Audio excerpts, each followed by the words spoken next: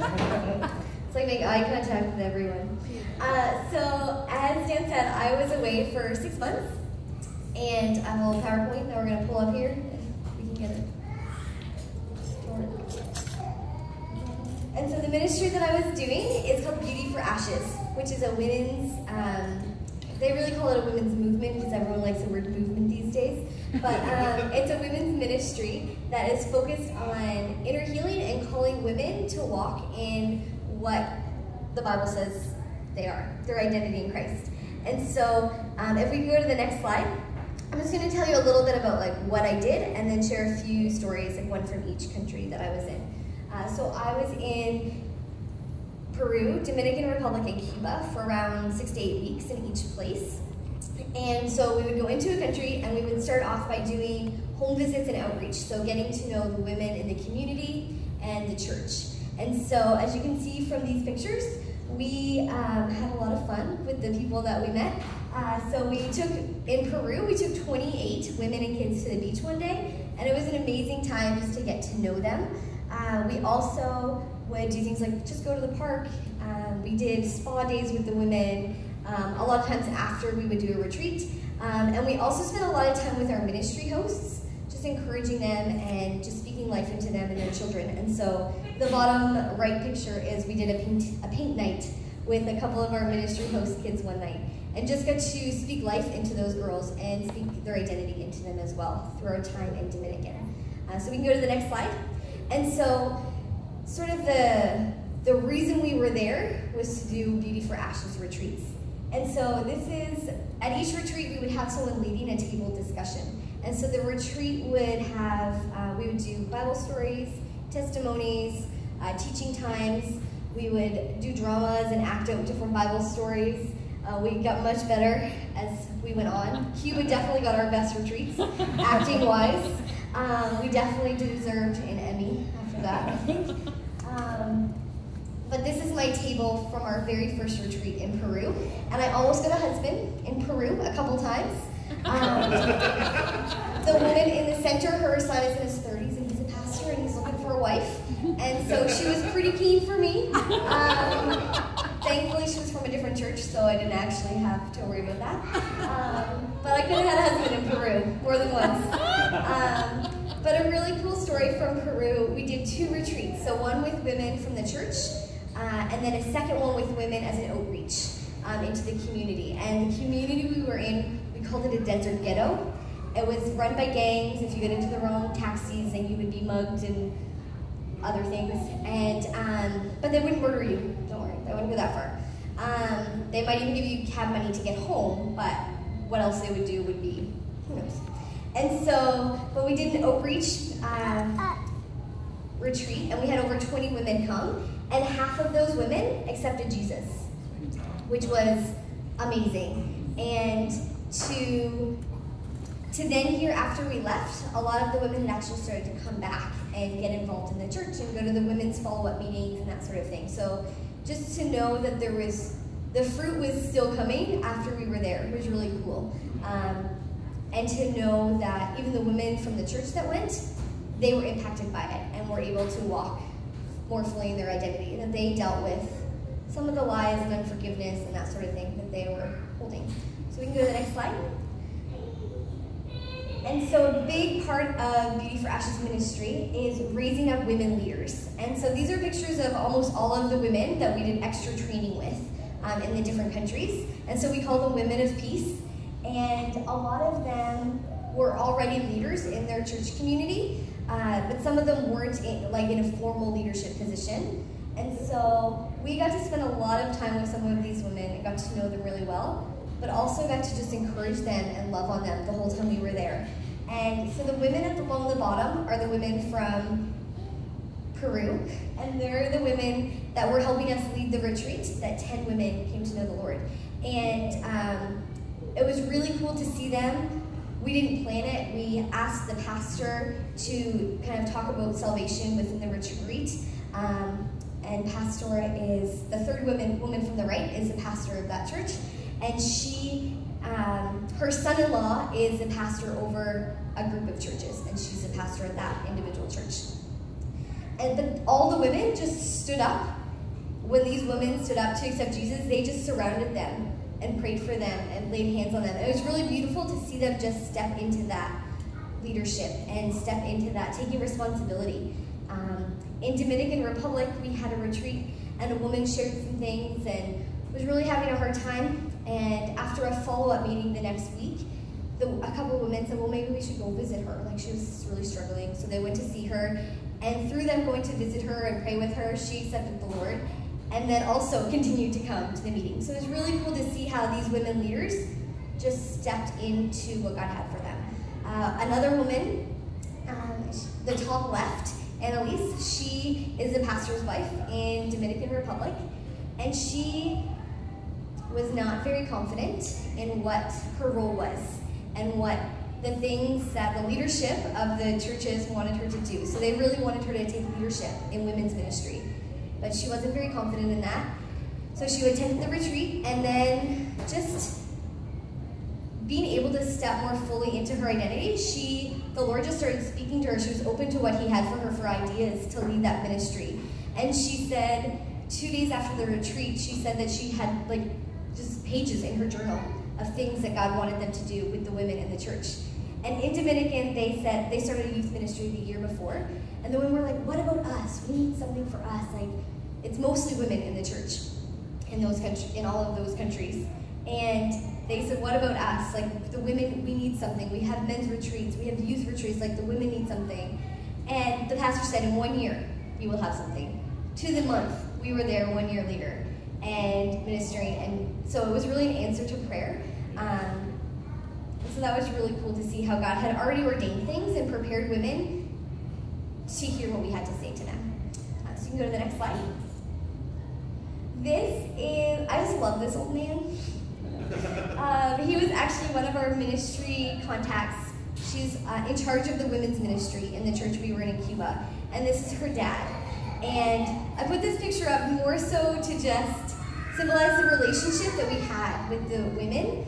We visited her home a couple of times, had a couple of meals with her, and got to know her parents as well. In Cuba, everyone was either caring for an elderly relative, so they couldn't come to retreats because they had to stay home, or they had recently lost someone. The number of people who were grieving was unbelievable. Our first day in Cuba, we went to a home visit, and the first woman we met had lost her husband in the previous year. The second house we went to, the man, the patriarch of the family, his wife had died, so it was his daughter and 2 daughters-in-laws that we visited.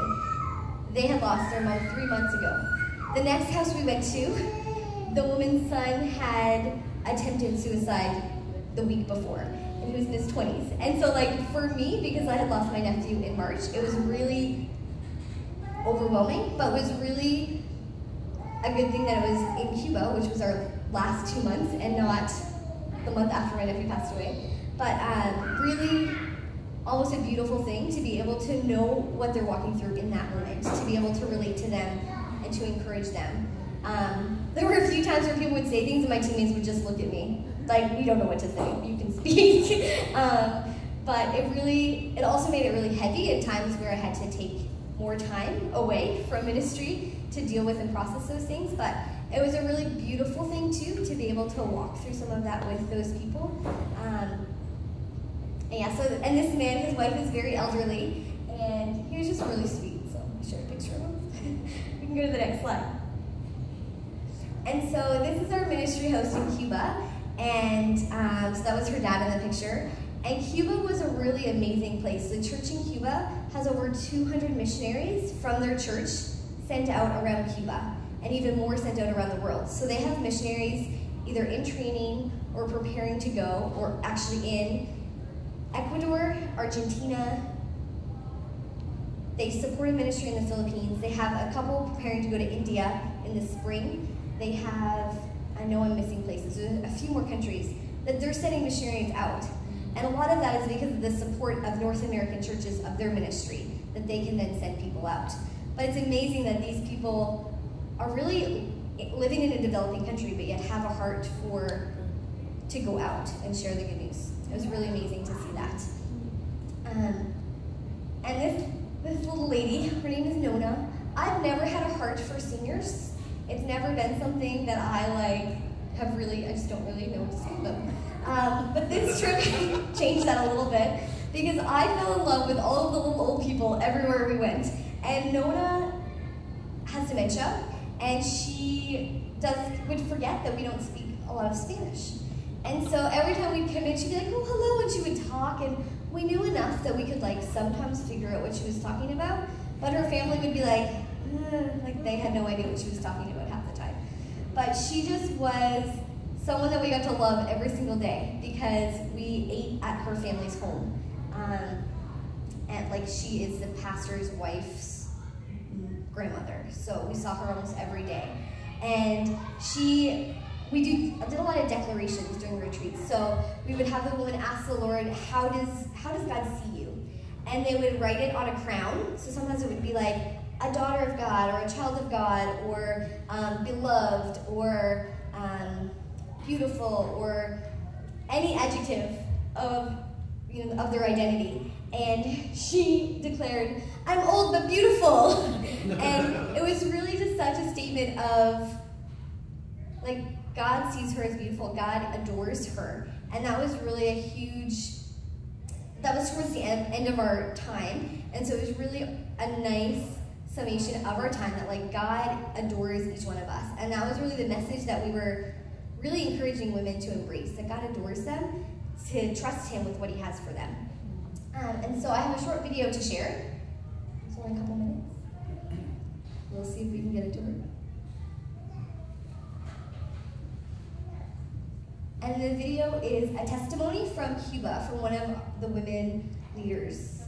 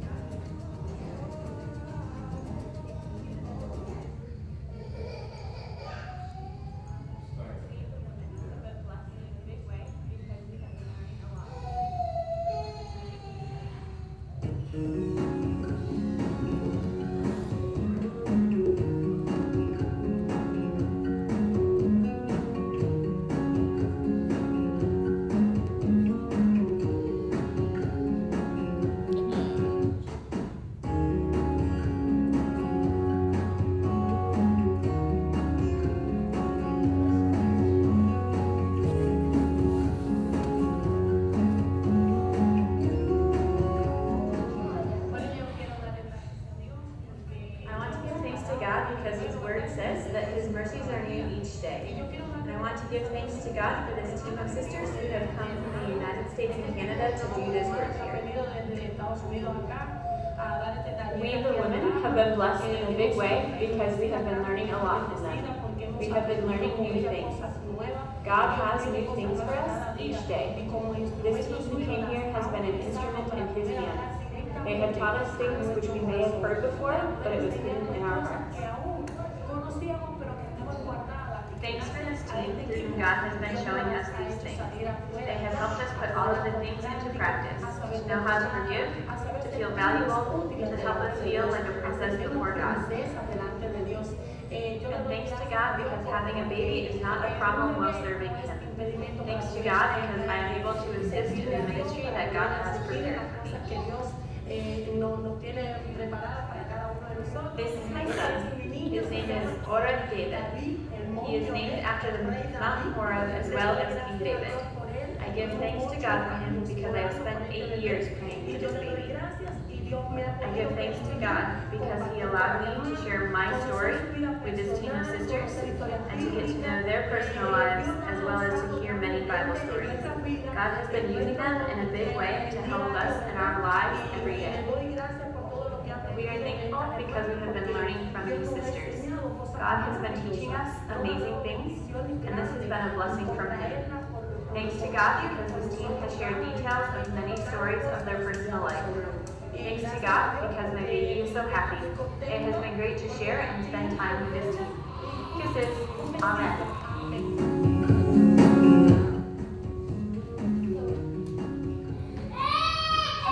A quick story about that baby. He would come to church fully clothed with a hat and pants and everything, and within about 20 minutes it was so hot that he would be in a diaper. And this woman is a light in her community, and she, her and her husband have the one little guy, and then they have 5 children between them. There's a lot of, I would say half of the people we met it was their second marriage, and they had come to know the Lord, and sometimes they had become a Christian in their first marriage and their spouse didn't, and it was not a healthy relationship. But between grief and broken families in Cuba, it was really, every single person was impacted by one of those two things. Just to give you kind of a perception of what really impacted the spiritual climate. But this woman was a huge blessing to our team, and then to hear her share how she was blessed by us was really amazing. And something that, as I was thinking about this morning, that I was really struck with, and even as I was on the field, things that I would just feel connected to home with, and just feel support. It's truly, we've talked about in recent weeks that when one of us goes, we all go, and that we are all part of that kingdom work that's happening. And that's something that I definitely felt. I definitely felt like this community came with me and was with me. And so it's really cool to think about, I think of all the experiences that I had and all the people that I got to meet and the people that I got to walk alongside and share the gospel with and just love on or grow from, and that you were all there with me. Even though you may not have all those memories and those experiences, that you were a part of those things. And so that's really cool. And as I was thinking about that and thinking about the Share 100, it's so much easier to share the gospel in other countries or away from your own home. It's not easy to do it here compared to, they're not going to know you. In other countries, they're probably never going to see you again. And when you are in another country, they have this kind of almost weird reverence for you. You're like, oh, you're the missionary? Oh, like, I'm going to listen to you. Or they think that you have this knowledge that they don't have, when really, it's the same. We all have it. But for some reason, it gives you more authority or they pay more attention to you. And so just to encourage all of us that we have the same amount of authority and same amount of knowledge here than we do when we're around people that don't know us or that think we're something special. That doesn't change no matter where we are. And I think that's something that I need to remind myself as well, that what I was walking in there is the same here. Yeah, and what God has for me there, He has for me here as well. But yeah, so I could share for hours. So if anyone wants to skip their dinner, let me know and I'll keep going. But I think, yeah, the biggest thing is just the amazing opportunity to actually see what God is doing in other places. And it's the thing that I think impacts me the most daily. And the relationships that you get to build with other believers. It's pretty amazing. So, cool. Yeah. And I will be sharing the next couple weeks. I'll be posting some more videos on Facebook as well. So I'll try to share them into the Anchor City page. So if you're on Facebook, you can see those other testimonies and other videos from retreats and things like that. So.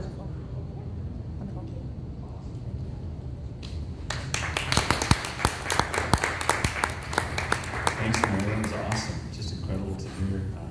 It's a small part. Yeah, please just go and ask for more stories from Mary, because I know that there's many more. So that's incredible. Thank you. And actually, I'm not preaching today. It's Kyle, so I'm gonna go sit down again.